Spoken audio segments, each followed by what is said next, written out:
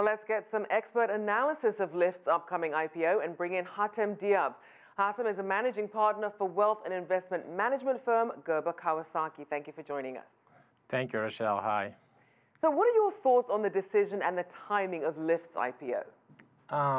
There's definitely a lot of buzz around this IPO. It's been something in the waiting for a while now, and both Uber and Lyft have been kind of racing to get out there in the markets, and it's good because it's going to allow us to see how investors really value these companies and this really ride-sharing business and the ability of this business to sustain itself over the long run.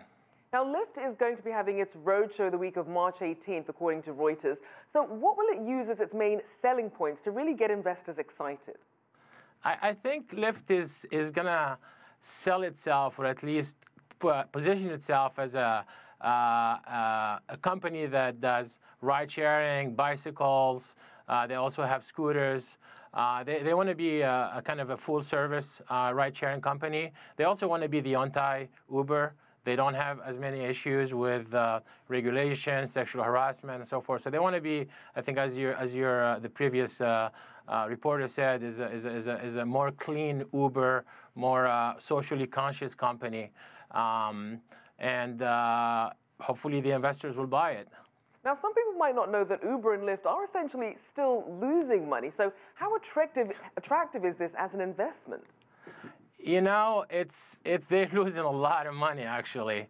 I think the numbers that I looked at is, I think Lyft lost about $250 million in Q3 of last year on $560 million of revenue. So it's let's say they lost about $1 billion last year. So they're losing a ton of money.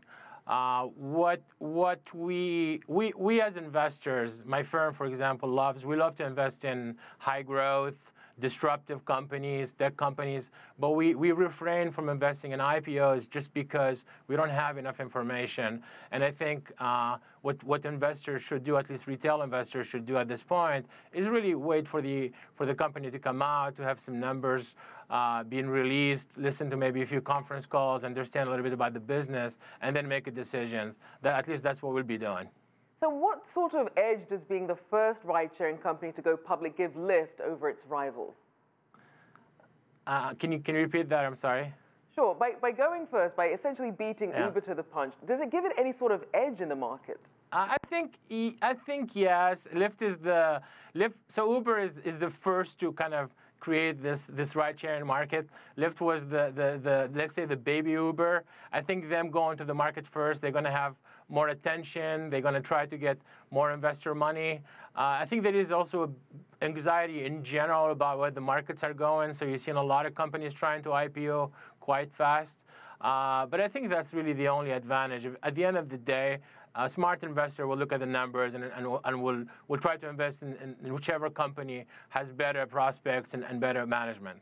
And Lyft is certainly the baby to Uber. If you look at some of the estimates for valuation, Uber's is anywhere from more than double that of Lyft to as much as 10 times as much. Yeah. So what, if anything, does this IPO mean for Uber and Uber's plans to go public? Well, you know, they're also different companies. Lyft only operates in the US and Canada. Uber is a global company. Uber also does, I think, about $3 billion a quarter in revenue, so about 13 billion roughly annually, where Lyft only does $2 billion. So Uber is a much bigger company. But you're right, the numbers are just too big. I mean, I don't think it's ever been a company that went public at a $120 billion valuation, or there's only a few, if there was any. Now, we've already seen Uber facing some backlash in Europe from regulators about how they classify drivers and as you mentioned, some of the other harassment issues. So what are some of the industry challenges that investors should be on the lookout for when it comes to ride-hailing companies? I mean, they are disruptive. There is definitely disruption happening, which is something that we are all looking for. I can give you a personal anecdote. I gave up my car. I live in Los Angeles. I gave up my car yesterday, and I'm going to try just Uber and Lyft for the next month or so. I suspect that there's a lot of people doing the same thing. So if you think about these ride-sharing companies, they're really kind of coming in and disrupting all of mobility. People maybe don't need to own cars anymore.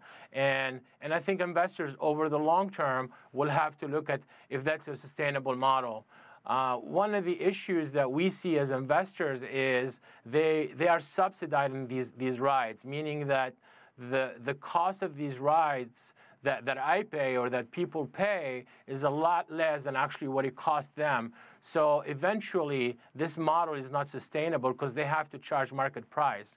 Right. So once you go public and you have more transparency, you'll have to kind of showcase or you have to show what are the economics behind your business, and I think that remains to be seen at this point. All right, Hatem Dhiab there, managing partner at Gerber Kawasaki. Thanks so much.